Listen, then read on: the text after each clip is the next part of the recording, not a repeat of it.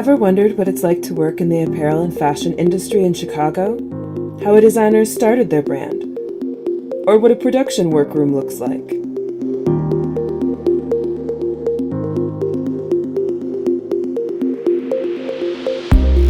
Then join us as we go for a visit. This summer, we hit the road to Rockford, visiting with Sarene Alsharif at More Tailoring.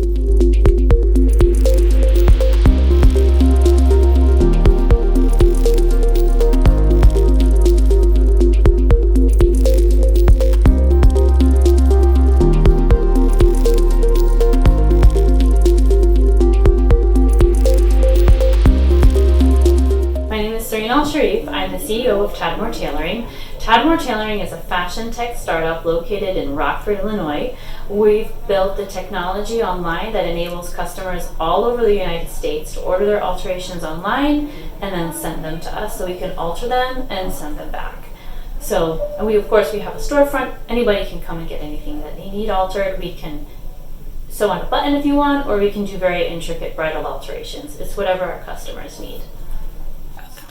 So it's a long story, but I'll give you the short version. I'm a dietitian with my master's in health promotion and disease prevention. And my passion was going to different businesses and teaching people how to live happy, healthy lives. And I was updating one of my presentations and put fast food industry in this Google search bar, and it pulled up fast fashion. And I was like, what is that? I continued, going down that rabbit hole, trying to figure out, well, what can I do? What changes can I make in my life? And I learned that if I could alter and repair the clothes that I already have, or buy secondhand and alter those to fit me, that is the best way to reduce the pollution. Another good way, and that supports the U.S. economy, is to buy from local designers. They make only what they need, and there's not that carbon emission from shipping it from across the world. So, these are different things that I learned, and at the time I met my business partner, and we decided to start More Tailoring. The rest is history. Our typical day starts about 8 a.m. That's when we start working on sewing. Usually we'll have people working on responding to emails, calling customers back. If we have intake from the businesses that we're working with, we start seeing customers at 10 a.m. We can have brides, bridesmaids, grooms. If somebody just needs their button sewn on, it's whatever our customers need, we do. And a lot of it is helping customers style and figuring out, well, what can they wear with this, or how long does their dress need to be, or what type of a break do they want in their pants, or what type of a bustier or compression garments do they want to wear under their dress, because a lot of people don't realize how much the undergarments change the fit of their clothes, how much the shoes change the fit of their clothes. Like, this is a big, people think, oh, it's just shoes. No, it's not just shoes. It will change the whole way that your garment fits. So we're usually working with people on that kind of stuff, helping them style, helping them get the correct fit. We want to make sure that they're comfortable, happy. Alterations are a work of art with so many constraints, because you have the garment itself, you have the customer's body, you have the customer's perception, you have sewing. Sewing is not a magic wand. There are things you can do and can't do. And then you have to take all of those things into consideration and then work your magic and then make sure the customer gets what they want and that they're happy. Lots. I haven't counted. I'm the CEO. I'm also HR, marketing, fitter, driver. What else do they need? Telephone answer, confidant, cashier, sewist, whatever you need, whatever needs to be done, janitor, whatever needs to be done, I do. And one of the great things about our team is we really don't look at it as that. We are all working here to make sure that, number one, we can make sure our customers are happy, and that number two, everything that we do is meaningful, in that whether it's the products that we're making, like the cards, that it's somehow sustainable, or that needs to be done, anybody will jump in and do it. That's a blessing of our team. We just want to make sure that we're making our customers happy and we're reducing waste. Whatever that means that we have to do, we do. I don't believe in a work-life balance. It's because I love what I do. I don't feel like I need to work to make sure that we have that balance. But like, I'll be up sometimes at 5 o'clock in the morning responding to emails or sending customers, like our customers in Hawaii, that's when they're usually ordering, and I'll be responding to their needs. But I do have some things that I do make sure that I have to do for my health. Like, I have to make sure that I exercise every day. Like, that's just, I have to exercise every day. And if I don't, I feel it throughout the day. So that gets scheduled in. I have to make sure I do that before I start work. Because if I start work before I exercise, it doesn't happen. Because I just kind of get sucked into the day. Another important time for me that I really try to protect is our family dinners. It's a time where I can sit down with my husband and my children and just connect with them. So I try to make sure that that time is preserved. But other than that, everything else is up for grabs. So, awesome, that's a great question. So we opened our doors in April of 2017, and now it's August of 2023, so 6 years. And we started out, it was me, the tailor, and a receptionist. And right now we are 15 strong, so we've been growing. Our website, which is the fashion tech startup part of our business, we actually went live with our final rendition in April of 2020. It just happened to work out then, COVID hit and people couldn't leave, and now our website was live, so that was great. That just happened to work out, and it's continued to grow, and it's been a lot of fun. Is this what I thought I would do when I grow up?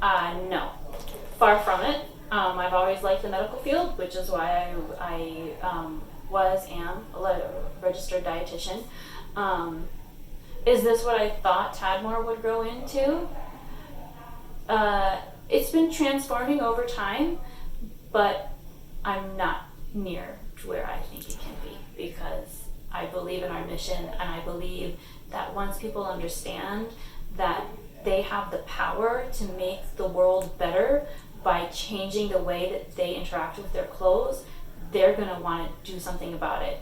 And easy access to a tailor is key to helping people or enabling people to take charge of the changes that they want to make in their life. And then when people see that, Tadmor will just continue to grow, and hopefully other people will figure out that this is something that they can do, and other tailors will also continue to grow, and we'll be able to revive the tailoring industry in the United States.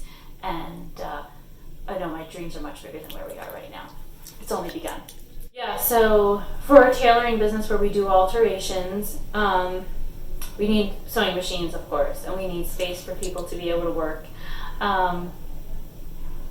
I love to have windows. It needs to be windows. It has to be healthy for the people that work in our space, and that's just something that I will not compromise on the health and of the environment that the people that I work with work in.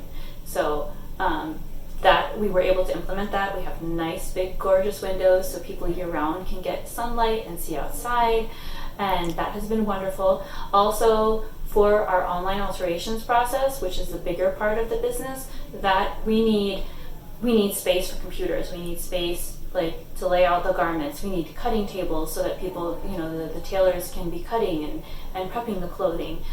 For our storefront, we need to have a physical space where our customers can come and try on their clothes, and space where they can walk around and really feel the garment and feel how it moves on them, and look into we need huge mirrors, and be able to really see and experience their clothing and make sure that they're happy with it, especially our brides. That's our favorite part of the bridal alterations, is when the bride, we've got everything pinned up and ready to go, and then she gets to take her majestic walk around the shop.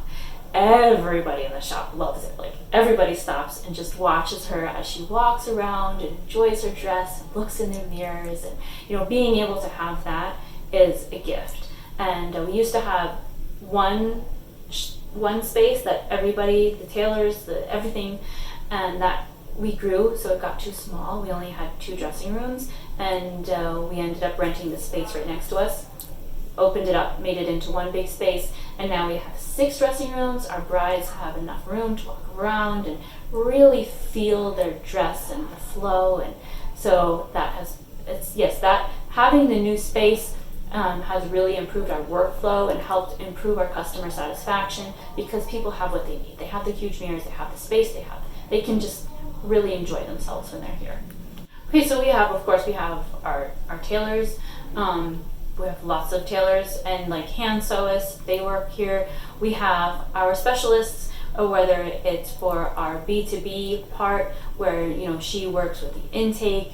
We have our quality control people. They make sure that every garment that comes through Tadmor is quality checked, that the alterations have been performed and they've been performed properly. We have our online specialist, and her job is to work with the intake for the customers, document their garments, review everything and make sure we have exactly what they need. We have our fitters and our stylists by the way, all of our fitters are certified fashion stylists, so they will also help our customers with their fittings. These are the same people who do our virtual fittings. So like if we also need a space for the customers online, if they want to do a virtual fitting, that there's a space that's quiet and well lit for our online fitters. So there's a lot. And then we have our customers. Our customers are all walks of life. We have brides, we have grooms, we have people going to school, people getting ready for job interviews, funerals, just somebody who wants to go on a date and look good, somebody who just wants to be comfortable in their clothes. We had the honor to work with a gentleman who was in a wheelchair, and actually we've had quite a few of these situations where their garments need to be altered so it's comfortable for them in their wheelchair, and we found in working with them, the coats are best when the zipper is in the back. So we've been working with them to alter their jackets and coats and shirts, to add buttons or zippers in the back so that they can achieve the fit, they still look good and feel good and be able to easily get in and out of their clothing. So, we've had that honor to be able to serve that population. Really, it's whoever walks through our doors.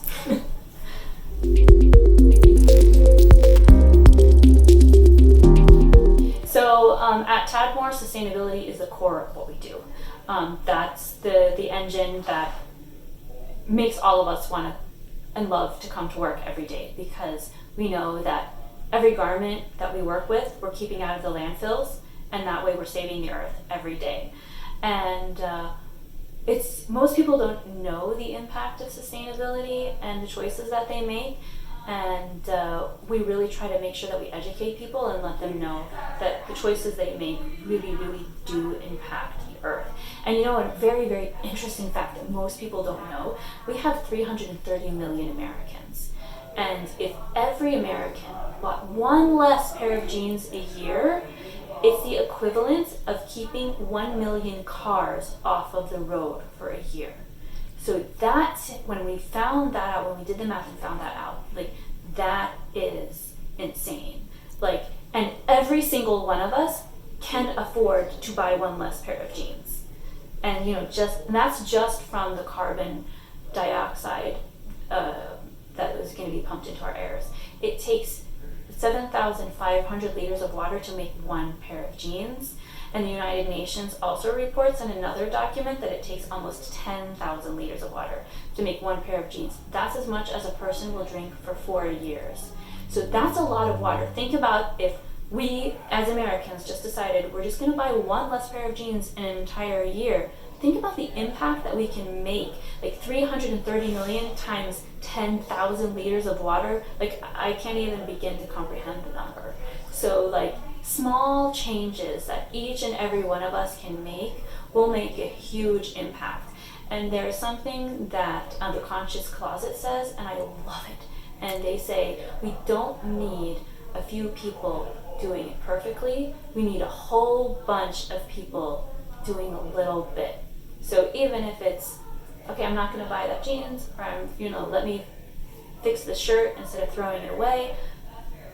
If every one of us decided to make a small change, the impact would be amazing. To be honest, I felt a lot more connected before COVID. I knew everybody in Chicago and met multiple times, and now I'm more in Rockford. I'm traveling less to Chicago, so my connections in the Rockford area have definitely improved. I just don't get to see people that I've gotten great friendships in Chicago as much anymore. I would really love to see more collaborations on social media by businesses in the industry. I would also love to see the local, whether Chicago, Chicagoland, Rockford, I really would love to see the cities talk more about sustainability and try to educate people about the changes that they can make and how it could really impact the environment. Not everybody can make the same changes, so letting people know what options they have, I think would be very helpful, because I believe that people are good, and when they know that they can make small changes that will have a big impact collectively, they will make them. We just need to provide that education, and if we could work on that together with the local cities, if we could work on that together in business collaborations, I think it would just help everyone. It would help the businesses, it would help the city, it would help the people. There's no drawback from it, so I wish we could see more of that. What are the biggest challenges that we face? Well, COVID was a huge challenge for us because we are a tailoring shop, so they did close us down for a little bit, but we were able to it was actually a gift in disguise. We were able to shift our focus and make masks, and we donate them to hospitals and nursing homes all over the Chicagoland and Rockford area, so that because we had the fabric, the elastic, which was really hard to get, the fabric, the elastic, and the skills, we were able to serve our community. So it was a challenge, but then it ended up being a gift in disguise. And currently, for us, it's the ups and downs of the seasons. So when it's off season, it's hard to keep enough work to keep the team busy. And as a business owner, that is really stressful because my team is my family, and I feel like it's my job to provide for them. So it's really hard during those slow seasons. But we're growing, and things are just getting better, so I will not worry about that. No matter what career you're in, you have to learn how to sell. Whether it's your product, your ideas, your aspirations, you gotta learn how to sell. Especially in the fashion industry, designers or patterners or whatever, they need to learn how to sell what they're doing to their customers. They need to learn marketing, and they have to focus on addressing their designs or their business as a business. And once we're able to make that shift, then we can be able to be profitable and then continue to grow.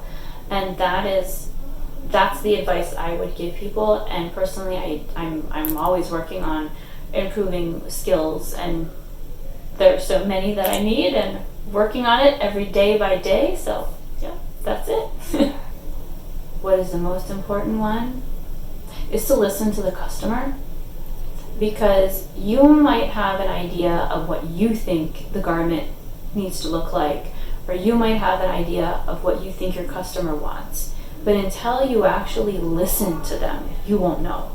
And listening isn't just listening to the words that they're saying, but also looking at their body language. You can tell. They might be saying, oh, this is great, but their body language is saying something very different. And if you don't work directly with customers, listen to what they say on social media. Pay attention. Like, what posts are they connecting with? What posts are they commenting on? What questions are they asking you?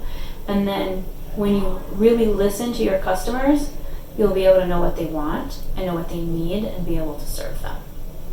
Ooh, we are working on a lot of fun things. The closest one is going to be on September 9th. It is called Restyle the Runway.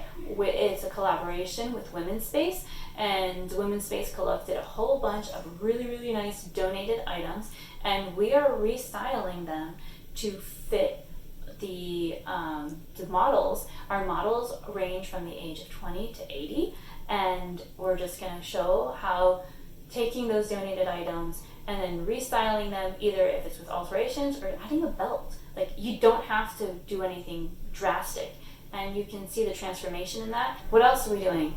We're gearing up for the winter, so we're getting ready. People in November, and specifically November, they like to bring in curtains and tablecloths, leather, stuff like that, zippers. So we're getting ready for all of that fun stuff for the winter, and then after that, bridal. So we got a lot of fun things coming up.